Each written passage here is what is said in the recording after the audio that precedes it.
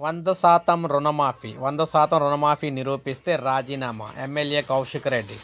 So మీరు ఇక్కడ చూసుకోవచ్చు, తులం బంగారం ఏమైంది, రైతులకు సాగు నీరు ఇవ్వకుంట్లే గేట్లు ఎత్తుతా.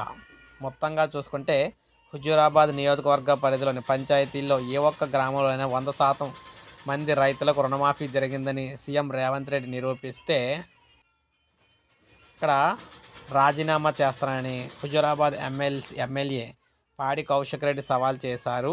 రాష్ట్రంలో రుణమాఫీ ఏ ఒక్క గ్రామంలో కూడా పూర్తిగా జరగలేదని, 70% మాత్రమే జరిగిందని కాంగ్రెస్ పార్టీ ఎమ్మెల్యేలు అసెంబ్లీలో చెప్పారన్నారు. రైతుల పట్ల రేవంత్ ప్రభుత్వం పక్షపాత ధోరణి అయితే అవలంబిస్తుందని, రుణమాఫీ మాదిరిగానే రైతు భరోసా కూడా కొద్దిమంది రైతులకే పరిమితం చేసే విధంగా ప్రభుత్వం రోజుకో మాట చెబుతుందన్నారు. గత కేటీఆర్ ప్రభుత్వం ఇచ్చిన విధంగా అన్ని పంటలకు ప్రతి రైతుకు కూడా భరోసా ఇవ్వాలన్నారు.